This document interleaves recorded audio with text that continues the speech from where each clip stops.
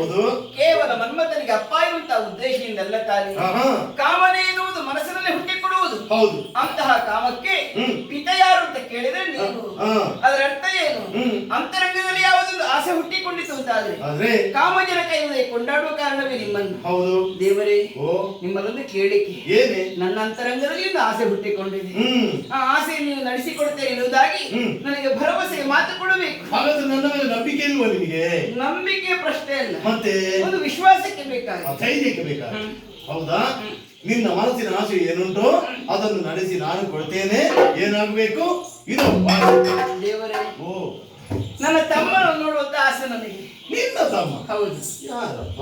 ಏನು ಹಿಂದೆ ಮುಂದೆ ನೋಡೋದು? ನಿನ್ನ ತಮ್ಮ ಯಾರು ಗೊತ್ತಾಗಲಿಲ್ಲ ನನಗೆ. ನನ್ನ ತಮ್ಮ ನಾನೆಲ್ಲಿ ಹುಟ್ಟಿದ್ದು? ಸಮುದ್ರದಲ್ಲಿ. ನನಗಿಂತ ಮತ್ತೆ ಹುಟ್ಟಿದ್ದು. ನಾನಾದ್ರೂ ಹೇಳಿದ ಕಥೆ ನೀವು ಕೇಳಲಿಲ್ವಾ? ನಾರದೇ ಹೇಳಿದ. ಹೌದು. ಅದು ನಿನ್ಗೆ ಸಂಬಂಧ ಉಂಟಾ? ಮತ್ತೆ ಜಲಂಧರ ಎಲ್ಲಿ ಹುಟ್ಟಿದ್ದು? ಜಲದಲ್ಲಿ. ಸಮುದ್ರದಲ್ಲಿ. ಹೌದು. ಆದ ಕಾರಣ ಸಂಬಂಧದ ನನಗೆ ತಮ್ಮ ಬೀಳುತ್ತಾನೆ. ನನಗೆ ತಮ್ಮ ಆದ್ರೆ ನಿಮಗೆ ಭಾವ. ಸಿಂಧೂಮತಿ ಪಟ್ಟಣವನ್ನು ಆಳುತ್ತಾ ಇದ್ದಾನೆ. ವೃಂದೆ ಇರುವಂತಹ ನಾರಿರತ್ನಳೊಬ್ಬಳನ್ನು ಮದುವೆಯಾಗಿದ್ದಾನೆ. ಅವನನ್ನು ನೋಡಬೇಕು, ಅರಮನೆಯಲ್ಲಿ ಒಂದೆರಡು ದಿವಸ ಉಳಿದುಕೊಳ್ಳಬೇಕು. ಹೀಗೆ ನನ್ನ ಮನಸ್ಸಿನ ಆಸೆ. ನಡೆಸಿಕೊಡಿ. ಅದಕ್ಕೆ ಭಾಷೆ ಕೊಂಡದಲ್ವ?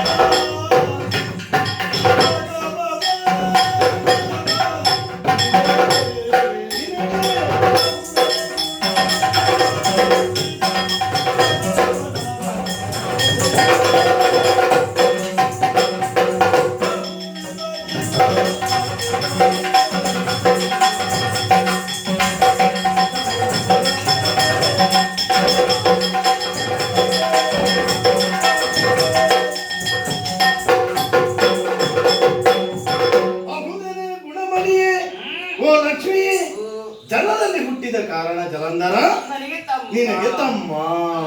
ಹಾಗಾದ್ರೆ ನಿನ್ನ ಸಂಸಾರ ಬಹಳ ದೊಡ್ಡದುಂಟು. ದೊಡ್ಡದಿಲ್ಲ, ನಾವಿಬ್ರೇ ಇರೋದು. ನೀವು ಇಬ್ಬರು ಅಂತ ನೀವು ತಿಳ್ಕೊಂಡ್ರೆ ನಾನು ಅದನ್ನು ಒಪ್ಪುವುದಿಲ್ಲಲ್ಲ. ಜಲದಲ್ಲಿ ನೀವಿಬ್ರು ಮಾತ್ರ ಹುಟ್ಟಿದ್ದಲ್ಲ. ಕಪ್ಪೆ, ಏಡಿ, ಆಮೆ, ಹಾವು, ಮೊಸಳೆ ಇದೆಲ್ಲ ಜಲದಲ್ಲಿ ಮೀನು ಇದೆಲ್ಲ ಜಲದಲ್ಲಿ ಹುಟ್ಟಿದ್ದಲ್ವಾ? ನಾನು ಹುಟ್ಟುವುದಕ್ಕಿಂತ ಮೊದಲೇ ಇರ್ಲಿಲ್ವಾ? ಯಾವುದಾದ? ಹಾಗಾದ್ರೆ ನಿನ್ಗೆ ಸಂಬಂಧ ಇಲ್ಲ. ಯಾಕಿಲ್ಲ? ನಾನು ಹಾಗಲ್ಲ, ತಮ್ಮನು ಹಾಗಲ್ಲ. ಅದು ಜಲಚರ ಪ್ರಾಣಿಗಳು. ನಾವು ಮಾನವರಾಗಿದ್ದೇವೆ. ನೀವು ಮಾನವರಾಗಿ ದೇವರಾಗಿದ್ದೀರಿ. ನೀವು ಮಾತಾಡ್ತೀರಿ, ಅದು ಮಾತಾಡ್ತದೆ. ಯಾವುದದು? ಜಲಂಧರ. ಅದು ಅಂದ್ರೆ ಪ್ರಾಣಿ. ಪ್ರಾಣಿ ಅಲ್ಲ, ಅವನು ಒಬ್ಬ ವ್ಯಕ್ತಿ ಆಗಿದ್ದಾನೆ. ಸಿಂಧೂಮತಿ ಪಟ್ಟಣದ ಅಧಿಕಾರಿಯಾಗಿದ್ದಾನೆ. ಈಗ ತಮ್ಮನನ್ನು ಕಾಣುವಂತ ತವಕದಿಂದ ಮನದಲ್ಲಿ ಹೆಚ್ಚಾಗಿದೆ. ಹೋಗೆಮ್ಮ ತಮ್ಮನನ್ನು ಕಾಣುವ ಅಂತ ನೀವು ಹೇಳ್ತಾ ಇದ್ದೀರಿ. ಆದರೆ ನಾವು ಹೋದ್ರೆ ಅಲ್ಲಿ ಮರ್ಯಾದೆ ಸಿಕ್ಕಿತ, ನಮಗೆ ಮಾನ್ಯತೆ ಸಿಗ್ತದ? ಇದರ ಬಗ್ಗೆ ನಾವು ಯೋಚನೆ ಮಾಡಬೇಕಾಗ್ತದೆ. ಯಾಕಂತ ಹೇಳಿದ್ರೆ ಅಪರಿಚಿತ ವ್ಯಕ್ತಿಗಳು ನಾವು. ಸಿಂಧೂಮತಿ ಪಟ್ಟಣದ ಅರಸನಾಗಿದ್ದ ನಾವು. ಅಕ್ಕ ಇದ್ದಾರೆ, ಭಾವ ಇದ್ದಾರೆ ಅಂತ ಅವನಿಗೆ ಗೊತ್ತುಂಟ ಇಲ್ವೋ ನಮಗೂ ಗೊತ್ತಿಲ್ಲ. ಈಗ ನೀನು ಹೇಳಿದುದರಿಂದ ನನಗೆ ಗೊತ್ತಾಯ್ತು ಸಂಬಂಧ ಭಾವ ಇದ್ದಾರೆ ಅಂತ. ಒಂದು ಕೆಲಸ ಮಾಡು, ನೀನು ಮುಂದಿನಿಂದ ತಮ್ಮಂದಿರೇ ಅಂತ ಕರೀತಾ ಹೋಗು. ಹಿಂದಿನಿಂದ ನಾನು ಭಾವಂದಿರೇ ಅಂತ ಅಪ್ಪಿ ಹಿಡಿಯುತ್ತಾ ಮುದ್ದಿಸುತ್ತಾ ಬರುವ. ಅಲ್ಲಿಗೆ ಹೋಗುವಾಗ ನಮ್ಮ ಯೋಗ್ಯತೆಗೆ ಅನುಸಾರವಾದಂತ ಮರ್ಯಾದೆ ಸಿಕ್ಕಿತು ಅಂತಾದ್ರೆ ನಾವು ಹೋದದಕ್ಕೆ ಸಾರ್ಥಕ ಆಗ್ತದೆ. ಒಂದು ವೇಳೆ ಅಪಮಾನ ಆಯ್ತು ಅಂತಾದ್ರೆ ಇದು ಬೇಕು ಅಂತ ಪಡ್ಕೊಂಡ ಹಾಗಾಗ್ತದೆ. ಹಾಗಾಗಬಾರದು. ನಮ್ಮ ಘನತೆಗೆ ಗೌರವ ಮರ್ಯಾದೆ ಉಳಿಬೇಕಿದ್ರೆ ಅದಕ್ಕೆ ಒಂದು ದಾರಿಯನ್ನು ಕಂಡುಕೊಂಡಿದ್ದೇನೆ ನಾನು. ಹೀಗೆ ಹೋಗುವುದಲ್ಲ, ವೇಷಾಂತರದಿಂದ ನಾವು ಅಲ್ಲಿಗೆ ಹೋಗ್ಬೇಕು. ಈ ವೇಷ ಆಗ್ಲಿಕ್ಕಿಲ್ಲ, ಇದು ವೇಷ ಅಲ್ಲ, ಇದು ನಿಜ. ಈ ರೂಪದಿಂದ ಹೋಗುವುದಲ್ಲ. ನೀನು ಮುದುಕಿ ಏನು ಒಂದೇ ಒಂದು ನೆರಿಗೆ ಬಿಡಲಿಲ್ಲ. ನೆರಿಗೆ ಬಿದ್ದರೆ ಮಾತ್ರ ಮುದುಕಿಯಾರ? ಪ್ರಾಯದಲ್ಲಿ ಮುದುಕಿ ಆಗುದಿಲ್ವಾ?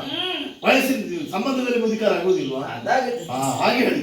ಅಂದ್ರೆ ಅಲ್ಲಿಗೆ ಹೋಗುವ ಮುದುಕಿಯರು ಆಗ್ಬೇಕು ಅಂತ ಯಾಕೆ ಹೇಳಿದೆ ಗೊತ್ತಾ? ಅವರಿಗೆ ಏನು ಉಪದ್ರ ಮಾಡುವುದಿಲ್ಲ. ಅದರಲ್ಲೂ ಮರ್ಯಾದೆ ಗನಸ್ತಿಗೆ ಉಳಿಬೇಕಿದ್ರೆ ಬ್ರಾಹ್ಮಣರ ವೇಷ ಧರಿಸಿಕೊಂಡು ಹೋಗ್ಬೇಕು. ವೃತ್ತ ದಂಪತಿಗಳಾಗಿ ಸಿಂಧೂಮತಿ ಪಟ್ಟಣವನ್ನು ಸೇರಿಕೊಳ್ಳೋಣ. ಅಲ್ಲಿ ನಮ್ಮ ಯೋಗ್ಯತೆಯನ್ನು ಕಂಡು ಅವ ಗೌರವದಿಂದ ನಮ್ಮನ್ನು ಆಧಾರದಿಂದ ಸ್ವಾಗತಿಸಿ ನಮಗೆ ಬೇಕಾದ ಗೌರವವನ್ನು ಕೊಟ್ಟ ಎಂದಾದ್ರೆ ಆತನನ್ನು ಅನುಗ್ರಹ ಮಾಡೋಣ. ಒಂದು ವೇಳೆ ನಮ್ಮನ್ನು ವಕ್ರದೃಷ್ಟಿಯಿಂದ ನೋಡಿದೆ ಎಂದಾದ್ರೆ ನಿಗ್ರಹ ಮಾಡುವುದಕ್ಕೆ ನಾನು ಸಿದ್ಧನಾಗಿದ್ದೇನೆ. ಬೇಸರ ಮಾಡಬೇಡ. ವೃತ್ತ ದಂಪತಿಗಳಾಗಿ ಸಿಂಧೂಮತಿ ಪಟ್ಟಣ